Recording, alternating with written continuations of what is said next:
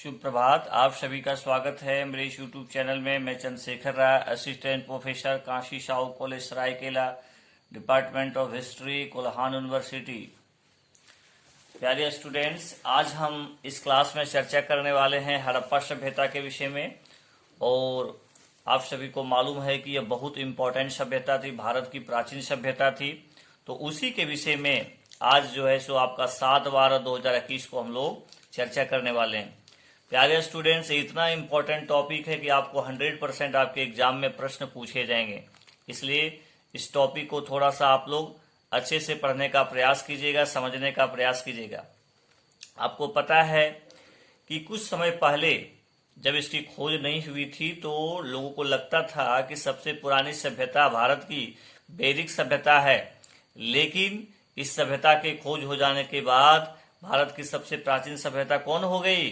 सबसे प्राचीन सभ्यता जो है सो हड़प्पा सभ्यता हो गई। ठीक है, तो आज हम लोग इसी के विषय में जो है सो इस क्लास में चर्चा करने वाले हैं।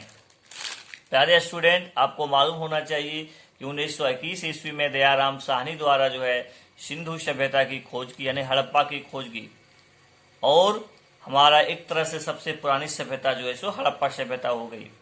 देखिए, भारत में प्राग ऐतिहासिक स्थलों को खोजने का कार्य, प्राग ऐतिहासिक, आपको प्यारे स्टूडेंट्स आपको जानकारी होना चाहिए कि प्राग ऐतिहासिक उसे कहते हैं जिसका इतिहास जो है सो पुरातात्विक स्रोतों के आधार पर लिखा जाता है।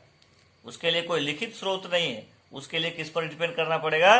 पुरातात्विक स्रोत पर डिपेंड रहना पड़ेगा। और भारतीय पुरातत्व विभाग के जन्मदाता जो थे, जिनको माना जाता है, वो अलेक्जेंडर कनिंघम को माना जाता है। किसको माना जाता है? अलेक्जेंडर कनिंघम को जो है सो भारतीय पुरातत्व विभाग का जन्मदाता माना जाता है। आगे बात करते हैं, जब भारतीय पुरातत्व विभाग के महानिदेशक जॉन मार्शल थे, तब दयाराम साहनी ने 1921 में हड़प्पा तथा राखल दास बनर्जी ने 1922 ईस्वी में मोहनजोदड़ो की खोज की। किसकी खोज की? मोहनजोदड़ो की खोज की। प्यारे स्टूडेंट्स, इसके नामकरण के विषय में यदि हम लोग चर्चा करते हैं तो देखिए, सिंधु सभ्यता के निम्नलिखित नाम रखे जा सकते हैं। जैसे एक तो पहला हो गया हड़प्पा सभ्यता। आपको मालूम होना चाहिए इस सभ्यता सबसे पहले, सबसे उपयुक्त नाम यही है, हड़प्पा सभ्यता, क्योंकि सबसे पहले हड़प्पा की ही खोज हुई, यानी हड़प्पा स्थल की खोज हुई थी, इसलिए इसे हड़प्पा सभ्यता कह सकते हैं। दूसरा है सिंधु सभ्यता भी कहता है। हड़प्पा सभ्यता के प्रारंभिक स्थल जो है सिंधु नदी के आसपास जो है सो अधिक केंद्रित था। ज्यादातर स्थल जो है सिंधु नदी के आसपास केंद्रित था, इसीलिए इसको सिंधु सभ्यता भी कहा जा सकता है। इसको लोग सिंधु सरस्वती सभ्यता भी कहते हैं। चौथा है काशयुगीन सभ्यता। चौथा जो है सो हड़प्पा सभ्यता को काशयुगीन सभ्यता भी बोलते हैं, क्योंकि सिंधुवासी ने पहली बार तांबे में टीन मिलाकर कांसा तैयार किया। तांबे में टीन मिलाकर कांसा तैयार किया, इसीलिए इसको काशयुगीन सभ्यता भी कह सकते हैं। प्यारे स्टूडेंट्स, इसीलिए से क्या कह सकते हैं? काशयुगीन सभ्यता कहते हैं, क्योंकि हड़प्पा सभ्यता के लोग ही सबसे पहले क्या किए? बताइए, अभी जो बताए मैंने आप लोग, तांबे में टीन मिलाकर कांसे तैयार किए। चलिए बहुत इंपॉर्टेंट है। इसे प्रथम नगरीय क्रांति भी कहा जाता है। प्रथम नगरीय क्रांति, प्यारे स्टूडेंट, आप जानते हैं हड़प्पा सभ्यता की नगर योजना इतना उच्च कोटि का था कि इसको वर्णन नहीं किया जा सकता था। हर तरह की सुविधाएं थी, है ना? तो आपको पता है, इसीलिए इसको प्रथम नगरीय क्रांति भी कहा जाता है। ठीक है, तो इसको थोड़ा सा आप लोग जानने का प्रयास कीजिएगा। थोड़ा सा जो इसके एग्जाम में तो नहीं पूछे जाएंगे, आपको परीक्षा में तो नहीं पूछे जाते हैं, लेकिन आप आगे चलकर जब सिविल सेवा का तैयारी कीजिएगा, जेपीएससी वगैरह का, तो वहां पर आपको पूछा जा सकता है। कहा जाता है कि सिंधु सभ्यता का निर्माता कौन है, ये आपको जानकारी रखना चाहिए। तो सिंधु सभ्यता में निम्नलिखित प्रजातियों के अवशेष पाए जाते हैं। निम्नलिखित प्रजातियों के अवशेष पाए जाते हैं। पहला है प्रोटोस्टलाइड। यह सिंधु क्षेत्र में आने वाले प्रथम प्रजाति थी। प्यारे स्टूडेंट्स, आपको इस तरह से पढ़ना है ताकि आप भविष्य में जब आप कंपटीशन का परीक्षा देने जाए तो आपको किसी तरह का कोई दिक्कत ना हो और आपको सफलता मिल जाए। इसलिए मेरा मकसद ये नहीं है कि आपको मैं सेमेस्टर 1 का पढ़ाऊं। मेरा मकसद है कि आपका जो भी टॉपिक पढ़ना है उसको इतना बेहतर से, इतना डिटेल से पढ़िए कि आगे चलकर आप जेपीएससी, यूपीएससी, एनपीसीएस परीक्षा देंगे तो वहां आपको सोचना नहीं पड़ेगा। ठीक है, तो यह प्रोटोअस्ट्रेलाई जो जाति है यह सिंधु क्षेत्र में आने वाला प्रथम प्रजाति थी। संप्रति यह मध्य भारत में अनुसूचित जाति एवं जनजाति के रूप में विद्यमान है। अभी भी जो है सो मध्य भारत में ये विद्यमान है।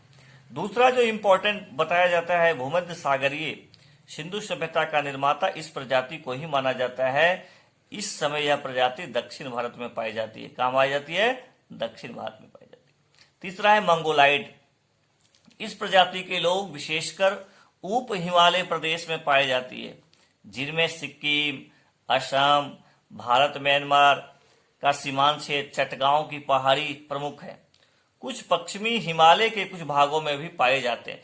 प्यारे स्टूडेंट, मैं कहना ये चाह रहा हूं कि इसमें ये आपको जानना है कि हिमालय आपका जो है सिंधु घाटी सभ्यता के निर्माता कौन थे, किन्होंने इसका निर्माण किया, इसी के विषय में आपको मैं बता रहा हूं। पहला आपने देखा प्रोटोअस्ट्रेलाइड, दूसरा आपने देखा भूमध्य सागरीय, और तीसरा देखा आपने मंगोलाइड, और चौथा जो आपको जानकारी रखना है वो देखना है अल्पाइन।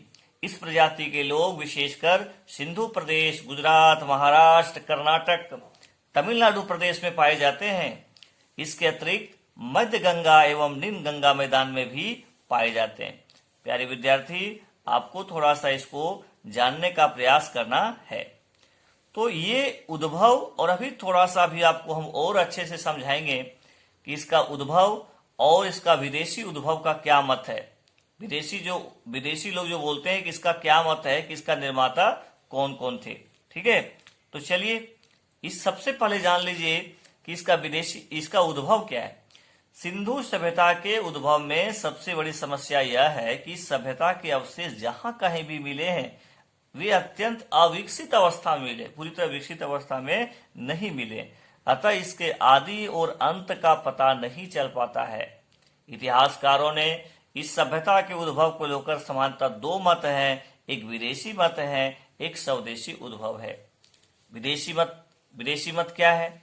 इस मत को मानने वाले इतिहासकारों में मार्शल, जिन्होंने बोलता है कि भाई सिंधु सभ्यता का निर्माता जो है वो जो है सो विदेशी लोग हैं। इस मत के मानने वाले इतिहासकार, प्यारे बच्चों, इसका नाम आप जरूर याद रखिएगा। मार्शल हैं, वेलर हैं, गार्डन चाइल्ड हैं, क्रेमर हैं एवं डीडी कोशाम्बी प्रमुख है।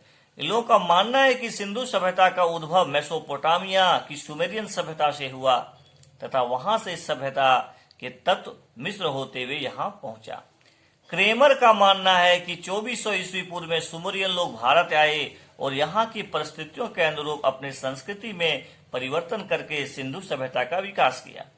गार्डन चाइल्ड का मत है कि मेसोपोटामिया के लोगों ने नवीन पृष्ठभूमि में अपनी संस्कृति का आरोपण किया, जिससे दुर्गति से इसका विकास हुआ।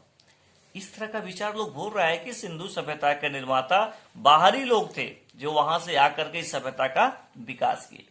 ठीक है, तो प्यारे बच्चे, स्वदेशी उद्भव, अब देखिए ये तो विदेशी था जो आपको मैंने बताया, क्रेमर का, गार्डन चाइल्ड का, ये सब विदेशी विचारधारा है जो बताते हैं कि सिंधु सभ्यता के निर्माता विदेशी थे। अब स्वदेशी मत क्या है?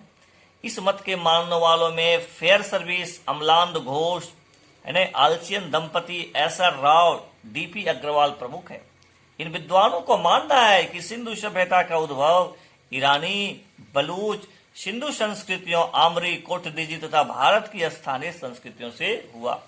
फेयर सर्विस के अनुसार बलूचिस्तान के नाल, कुली, राणा घुंडई तथा सिंध की आमरी, कोटदीजी के प्राक हड़प्पन ग्रामीण संस्कृतियों में इस सभ्यता का उदय हुआ।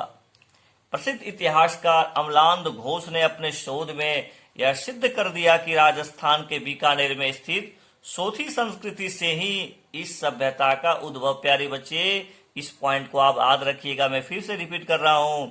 प्रसिद्ध इतिहासकार अमलांद घोष ने अपने शोधों से यह सिद्ध किया है कि राजस्थान के बीकानेर में स्थित सोथी संस्कृति से ही इस सभ्यता का उद्भव हुआ है। उन्हें सुरकोटरा से सिंधु संस्कृति और सोथी संस्कृति के अवशेष साथ साथ मिले हैं। इस तरह कालीबंगा से मिले पूर्व सिंधु संस्कृति के अवशेष सोती से मिले अवशेष के समान पाए गए हैं। प्रसिद्ध इतिहासकार आलचिन और डीपी अग्रवाल ने लिखा है कि सोती संस्कृति को कोई अलग संस्कृति नहीं थी, बल्कि सिंधु सभ्यता की प्रारंभिक रूप था।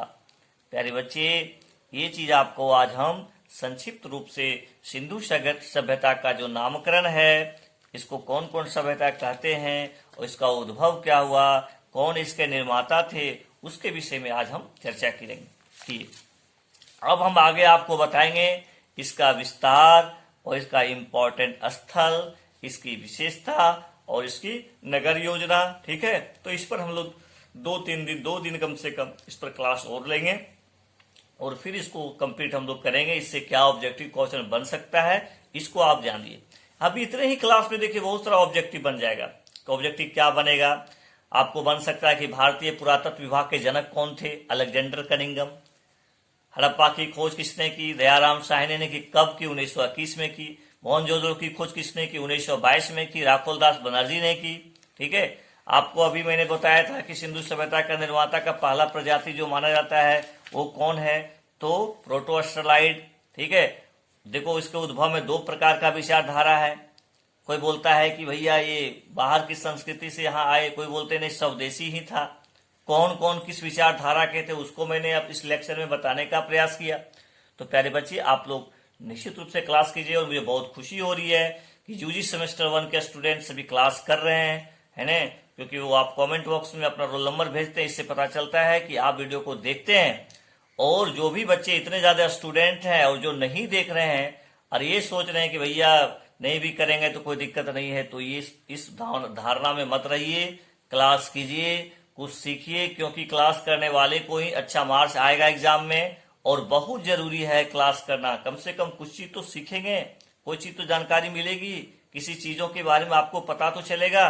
तो प्यारे स्टूडेंट्स, इस वीडियो में को भी आप अच्छे से देखिएगा, लोगों को बताइएगा भैया क्लास करना बहुत जरूरी है, और कमेंट बॉक्स में अपना रोल नंबर निश्चित रूप से दीजिएगा। यही आपका अटेंडेंस के रूप में देखा जाएगा। थैंक यू वेरी मच सभी को।